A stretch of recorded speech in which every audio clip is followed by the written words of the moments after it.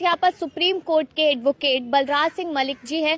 सीधा यहाँ पर महाराष्ट्र चुनाव को लेकर चर्चा करेंगे कि एग्जिट पोल क्या दिखा रहे हैं, उस पर चर्चा होगी और आखिरकार जनता ने जिस तरीके से कहा है कि उन्हें बदलाव चाहिए और तो क्या यहाँ पर किस तरीके के सवाल यहाँ पर रहेंगे और जवाब कहीं ना कहीं यहाँ पर सब साबित करते नजर आएंगे कि आखिरकार जनता क्या चाहती है और यहाँ पर सर हमारे साथ क्या कुछ कहते हैं। तो सीधा सवाल तो यही है कि एग्जिट पोल पर कितना विश्वास किया जाए, क्योंकि एग्जिट पोल यहाँ पर महायुति वर्सेस महाअघाड़ी में युति को आगे दिखा रहा है। पहली बात तो एग्जिट पोल बंद होने चाहिए देश में, गुमराह करने के अलावा करते कुछ काम नहीं। इसमें बहुत बड़ा भ्रष्टाचार छुपा हुआ है और जो लोग पैसे दे के सारे एग्जिट पोल की रिपोर्ट छपती है यहाँ इस देश में, लोगों को कोई विश्वास नहीं है। ये होने भी नहीं चाहिए। ये कंट्रोवर्सी पैदा करते हैं, देश को असमंजसता में डालते हैं। ये सारा जुगाड़ इस तरह से, एक तरह से ये भी पूंजीपतियों का खेल है। ये बिल्कुल बैन होना चाहिए देश में। कुछ भी इस तरह के एग्जिट पोल नहीं होने चाहिए और इस पर कोई विश्वास नहीं है।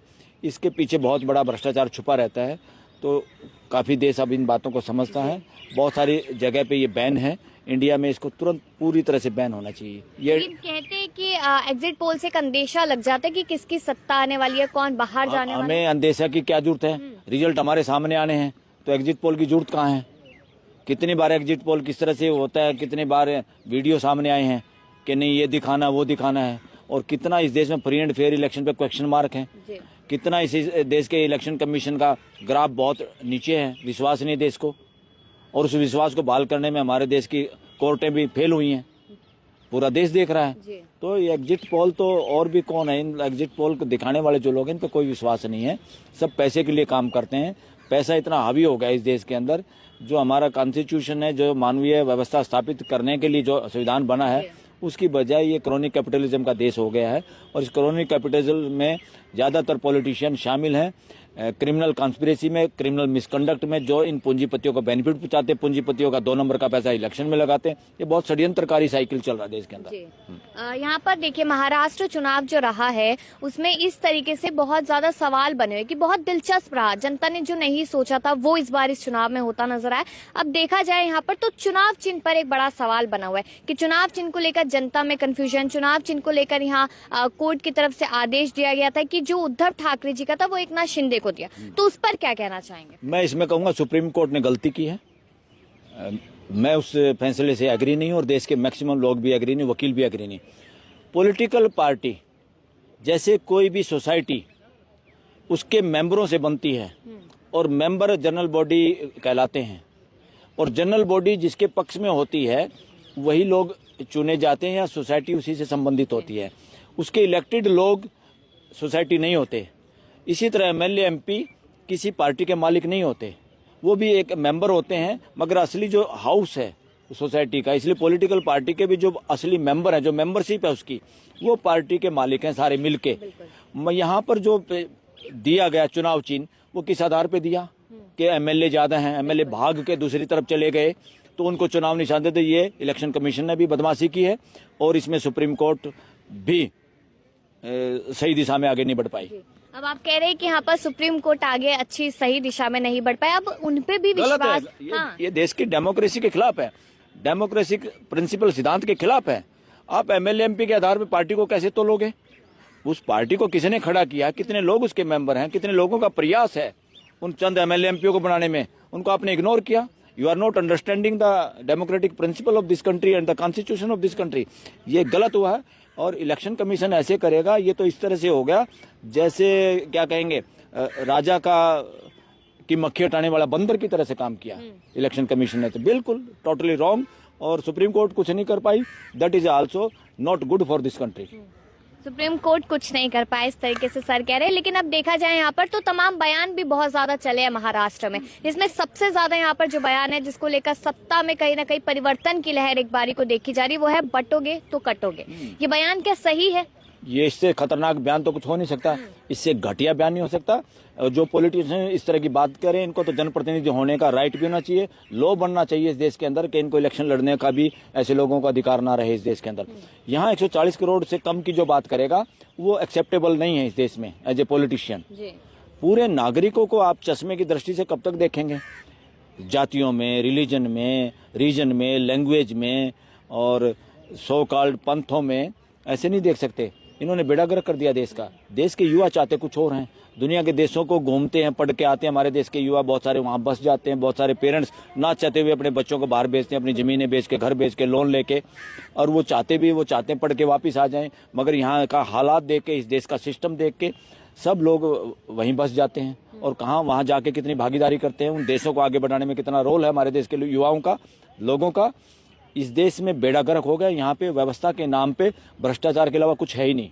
व्यवस्था के नाम पे यहाँ तानाशाही है, व्यवस्था के नाम पे यहाँ राजशाही है, व्यवस्था के नाम पे यहाँ व्यक्तिवाद है, जबकि डेमोक्रेसी में और हमारे कॉन्स्टिट्यूशन में इन तीनों चीज़ों के लिए कोई जगह नहीं है। या जिसको देखो कोई एमएलए बन जाएगा, वो अपने पूरे हल्के में बस फोटो लगवाएगा, सीएम होगा तो सारी बसों के पीछे उसके फोटो होगा, कोई पीएम होगा तो कोई पेट्रोल पंप नहीं छोटा जहाँ उसकी शक्ल ना हो। तो ये सब अनकॉन्स्टिट्यूशनल है, ये तानाशाही के सूचक हैं। इस देश में कोई जगह ही नहीं इनके लिए, देश के संविधान में कोई जगह नहीं। इस देश के संविधान में सिर्फ लोगों के लिए जगह है, देश के जो मालिक है जनता, जनता से सुप्रीम कोई नहीं है, ना पार्लियामेंट, ना कोई प्राइम मिनिस्टर, ना कोई चीफ जस्टिस, कोई नहीं। तो जनता को इस बात को समझना चाहिए और जनता को बोलना चाहिए, और जनता को बोलने का जो अधिकार है वो संविधान का है और प्रकृति का, नेचर का है। उस पर कोई भी लगाम लगाता है तो जनता को खड़े हो जाना चाहिए मिलजुल के। ये बांटने का काम सिर्फ इसलिए कि आप इकट्ठे ना हो देश की जनता, और हमारी शरारतों को, बदमाशियों को ना पकड़ पाए देश। तो सरकार तो एकता की बात करती है, मतलब सत्ता पक्ष जो है वो तो कहते हैं एकता की बात है, सब लोग साथ में हैं। किसकी एकता? अगर पूरा देश इकट्ठा होगा तो कौन काटने आएगा? ये काटने वाले कौन लोग हैं? किसको कह रहे हो कटोगे? कौन काटेगा? तो दैट इज नॉनसेंस। ये क्रिमिनल लोग हैं, क्रिमिनल मेंटेलिटी के लोग हैं। इनकी मानसिकता से पता चलता है कि जिन पदों पे ऐसे लोग पहुंच जाते हैं उसके काबिल भी नहीं है लोग। अभी महाराष्ट्र में आपने जिस तरीके से हमने शुरुआत की, तो आपने कहा कि जो चुनाव चिन्ह दिया गया वो गलत है, कहीं ना कहीं इस तरीके से दे दिया गया। अब देखा जाए यहाँ पर तो जनता उद्धव ठाकरे को शायद सत्ता में चाहती है। अगर वो सत्ता में आते हैं तो क्या आप इसको एक तो सत्ता नहीं कहो, ये सत्ता शब्द बहुत गलत है। जब से इस देश में संविधान है, सत्ता वत्ता की कोई जगह नहीं। सत्ता होती राजाओं की, सत्ता होती तानाशाहों की, सत्ता होती व्यक्तिवाद की। यहाँ सत्ता नहीं है, सिस्टम है, व्यवस्था है। तो व्यवस्था में बदलाव चाहते हैं, किसी दूसरे आदमी को जिम्मेदारी देना चाहते हैं लोग। अगर देना चाहे तो अच्छी बात है, क्या बुराई है? उनके साथ अन्याय हुआ है, उनको जिम्मेदारी देंगे तो अच्छी बात है। आपको लगता है कि वो बेहतर थे अपने समय में? यस, वो तो बेहतर थे। किस तरीके से? वो काफी, मेरे ख्याल में करप्शन के मामले में भी, या लोगों से मिलने के बारे में भी, या वो कहीं ना कहीं इस तरह से कि अपने बाप की छवि की वजह से उनको लगता था कि मुझे अच्छा काम करना चाहिए, और फिर उनको ख़त्म करने की साजिश हुई। ये सारा का सारा जो बीजेपी का एक तरह से जो काम है या जो कार्यक्रम है इस वक्त, जो लोग हैं, ये देश में डिफरेंट लोगों की आवाज़ दबाना चाहते हैं, जबकि ये देश यूनिटरी नहीं है, एकात्मक नहीं है, सेंट्रलाइज्ड नहीं है। ये देश स्टेटों का संगठन है, फेडरेशन है ये देश। और फेडरेशन में क्या होता है, जो राज्य हैं उनके अपने अधिकार हैं, और राज्यों के भी कुछ अधिकार, जो ग्राम पंचायत, नगर पालिकाएं, वो भी अब संवैधानिक हो गई हैं, उनके भी। सब लोग अपने अपने क्षेत्र में काम करें।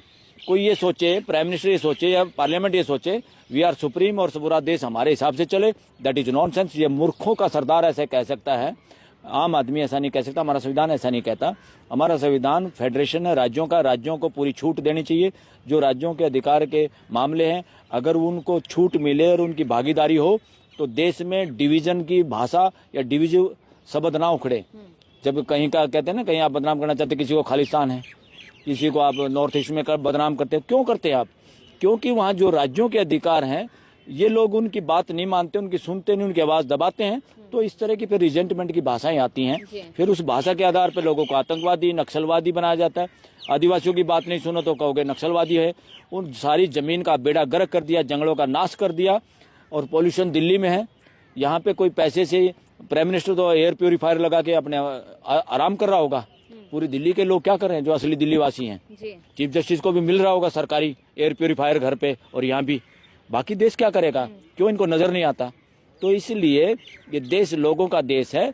ये चंद लोगों को जो जिम्मेदारी दी है, ये जिम्मेदारी निभाने की बजाय अपने आप को राजा समझ बैठते हैं, और राजा समझे हुए हैं देश में। ये शीर्षासन लगा हुआ देश की डेमोक्रेसी को। समझे हुए हैं, तभी तो मैंने सत्ता शब्द का इस्तेमाल किया। हाँ, इसीलिए सत्ता नहीं है। आज के दिन क्या चल रहा है, ब्रिटिश में राज्य में, ब्रिटिश के दौरान ईस्ट इंडिया कंपनी व्यापार करने आई थी, देश पे कब्जा कर लिया, और फिर देश पे कब्जा कर लिया तो वहाँ की सरकार ने उसको अंडरटेक कर लिया और उसकी समर्थन करती रही इस देश को लूटने के लिए। और आज कुछ लोग इस देश को लूट रहे हैं, और आज जिसको आप सत्ता कह रहे हैं, जिसको सरकार कह रहे हैं, जिनकी जिम्मेवारी देश के प्रति, संविधान के प्रति है, वो मदद कर रहे हैं क्रोनी कैपिटलिज्म की। षड्यंत्रकारी पूंजीवाद को बढ़ावा दे रहे हैं कि एक आदमी के पास पैसा इकट्ठा होता रहे, कुछ लोगों के पास पैसा इकट्ठा होता है, वो हमें